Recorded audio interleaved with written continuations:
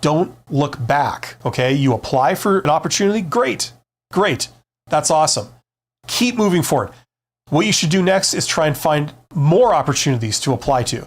Reach out to more companies. Find more job postings online. Whatever you're doing, find more leads. Pursue those leads. Do the best job you possibly can of pursuing those leads, okay? Don't stop and go, I wonder what happened to that thing I applied for 3 days ago.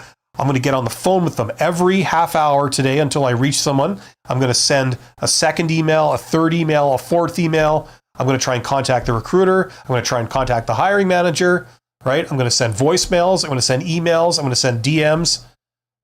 I'm going to wait 2 more days and then start the whole thing up again. Maybe if I send a voice message after hours, they'll hear that and they'll respond. Or maybe if I contact them at 8:30 a.m. on a Monday, surely they'll be in the office then, right? It's like, stop, okay? All of that is unproductive. You are not pursuing any more leads. And on top of that, it can affect your mental health. It's inherently, I don't know the lingo, but it's like almost like a kind of a depressing type thing. Why aren't they answering? What can they be thinking? When humans don't have a steady stream of information for stuff that they are concerned with, they tend to become paranoid and they always fill in the blanks with pessimism, right? That's like a corporate reality. That's a reality of business. If the company stops telling the workers what's going on, stops giving them updates, stops talking to them, they all get paranoid. In an absence of information, they get paranoid. And then they get depressed and the morale goes down, right? And that's what you might be experiencing. And it gets tied up with feelings of rejection and feelings of disrespect. Why aren't they answering my communications? It feels disrespectful. You feel like you've been rejected. You feel like you're no good. It's like a statement of your worth and your value. You know what I mean? All of this is bad. It's bad for your mental health and it's bad for your productivity. I know it's easier said than done, but try your best to always look forward. Always think of the next opportunity. Always send out an application. Always do an outreach. Because with each one of those, it feels hopeful. It feels like this is another lead. This is something that could work out. I've discovered another opportunity. Not only is it directly productive to getting you hired quicker in a better position and giving you more options, but it feels positive. It feels like, wow, I found another great opportunity. Okay, I got that sort of iron in the fire. And then I got, I found another one and I applied for it. There's another iron in the fire. Let's see how many of these work out, Okay, so always remember that. It's not possible to do this perfectly, but try and think in those terms.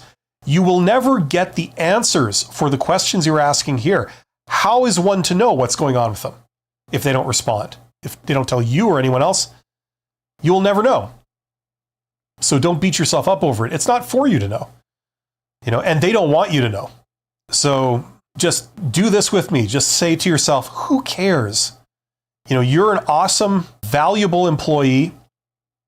And if for whatever reason they don't want to hire you right now because they got their head up their ass or something, who cares? Keep moving to discover a bunch of people that see your value. They want to hire you. And it's clearly a match made in heaven. You know what I mean? You go down, you interview, and immediately you get the word yes, and they give you an offer. The quicker you can get to that and leave these clowns behind, the better. CRS says, thanks, that's what I'm doing. Really wanted that job. Yeah, I know it's hard. It's hard because they dangle these it's like dangling the jewels or the keys, like dangling the keys in front of the baby, right? The baby's got a nice big fat face, right? You dangle the keys like, ooh, and their face lights up, right? That's like a job seeker with a big fat face and like the job being dangled in front of you like that, right?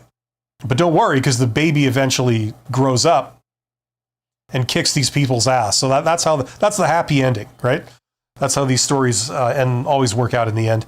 But seriously, if you are in this situation, you're between jobs, you're having some issues, you're not hearing back, you don't know what to do.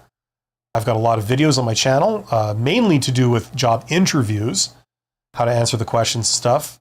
I've got that course if you want to like go the whole 9 yards and sort of learn how to discover jobs, how to apply for them, how to get the interview, how to pass the interview, how to get the offer, how to negotiate the offer. You want the whole shebang-a-bang, check that out.